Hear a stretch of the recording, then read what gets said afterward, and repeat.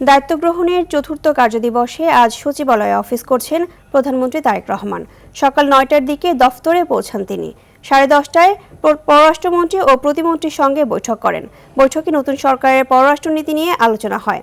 বেলা 11টায় Saudi রাষ্ট্রদূত আবদুল্লাহ জাফের বিন আবিয়া সৌজন্য সাক্ষাৎ করতে আসলে তার সঙ্গে কুশল বিনিময় করেন প্রধানমন্ত্রী। 12:30টার দিকে হজরত শাহজালাল আন্তর্জাতিক বিমানবন্দরের তৃতীয় টার্মিনালের চালুর বিষয়ে সভায় যোগ দেবেন সরকার প্রধান।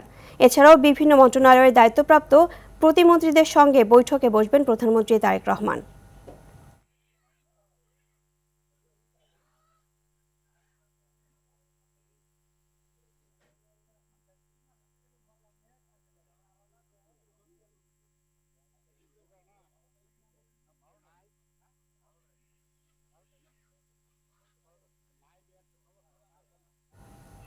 সচিবালয়ে আছেন সহকর্মী বিল্লাল হোসেন।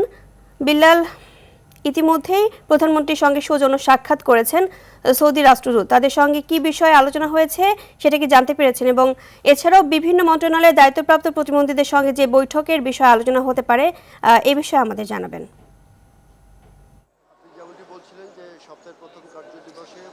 রিতা, আসলে আপনাকে আমি জানিয়ে রাখি যে প্রধানমন্ত্রী কিন্তু সকাল 9:30টায় কিন্তু সচিবালয়ে প্রবেশ করে শুরুতে কিন্তু তিনি পররাষ্ট্রমন্ত্রী এবং পররাষ্ট্র প্রতিমন্ত্রীর সাথে একটি বৈঠক করেছেন। সেই বৈঠকে আসলে এই বিএনপি সরকারের যে কূটনৈতিক যে নীতিটা আসলে কেমন হবে সামনের দিনে, আমরা জানি যে পট পরিবর্তনের পরে যে বিভিন্ন দেশের সাথে একটি বাংলাদেশের যে একটি বৈরী সম্পর্ক, সেই সম্পর্ক উন্নয়নে আসলে কী ধরনের পদক্ষেপ নেবে, বিশেষ করে ভারত সহ অন্যান্য দেশের সাথে, সেই সম্পর্কগুলো আসলে মূল কথা হচ্ছে যে এই নতুন সরকারের যে কূটনৈতিক পলিসিটা কেমন হবে সেই বিষয়টি নিয়ে কিন্তু আসলে পররাষ্ট্রমন্ত্রীর সাথে কিন্তু বৈঠক হয়েছে। কিছুক্ষণ আগে কিন্তু পররাষ্ট্রমন্ত্রী ডক্টর খলিলুর রহমানকে দেখেন থেকে বের হয়ে গেছেন। তিনি আসলে আনুষ্ঠানিকভাবে গণমাধ্যমের সাথে তেমন কোনো কথা বলেননি।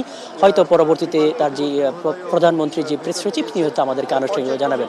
পরবর্তী কিন্তু সৌদি রাষ্ট্রদূতের সাথে কিন্তু একটি বৈঠক হয়েছে বেলা 11টা নাগাদ। এই বৈঠকটি প্রায় আধা ঘন্টাব্যাপী বৈঠকে যে জিনিসটা আসলে আলোচনা হয়েছে, আমরা বিশ্বস্ত সূত্রে যেটি জানতে পেরেছি যে আমরা জানি যে বাংলাদেশের সবচেয়ে বেশি শ্রমবাজার সৌদি আরবের সাথে বাংলাদেশের যেই দ্বিপাক্ষিক যে সম্পর্ক সেটা আরও কীভাবে উন্নত করা যায়, পাশাপাশি দুই দেশের যেই শ্রমিক যেই আদান প্রদানের মাধ্যমে আসলে কীভাবে সম্পর্ক উন্নয়নের সেই বিষয়টি সবচেয়ে গুরুত্ব সহকারে কিন্তু আলোচনা করা হয়েছে। বিশেষ করে শ্রমবাজার কীভাবে আরও বাংলাদেশ থেকে কর্মী কীভাবে নেওয়া যায়, সেটা আসলে কত সহজলভ্য হয় সেই বিষয়গুলো আলোচনা হয়েছে। পাশাপাশি আপনাদেরকে বলে রাখি আজকে যেই সবচেয়ে গুরুত্বপূর্ণ যে একটি সভা হবে সেটা হচ্ছে হজরত শাহজালাল আন্তর্জাতিক বিমানবন্দরের তৃতীয় টার্মিনালে।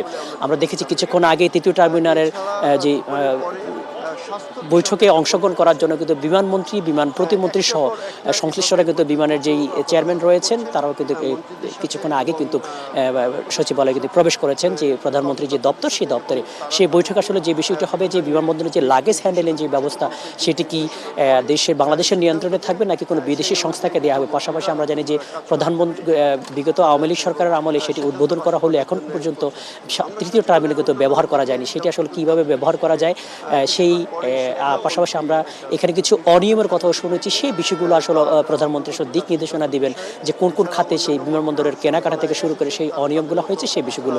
আরেকটি মিটিং হতে পারে সেই মন্ত্রিসভার সদস্যদের কিন্তু একটি মিটিং বিকাল 12:30টার আগে আরেকটি মিটিংয়ের কথা আমরা সেটি শুনেছি। যদি সেটি নিশ্চিত না, সেটি হচ্ছে যে আমরা জানি যে ঈদের আগে যে ফ্যামিলি যে কার্ডের বিতরণের বিষয়টি সেটি হয়তো আলোচনায় উঠে আসতে পারে।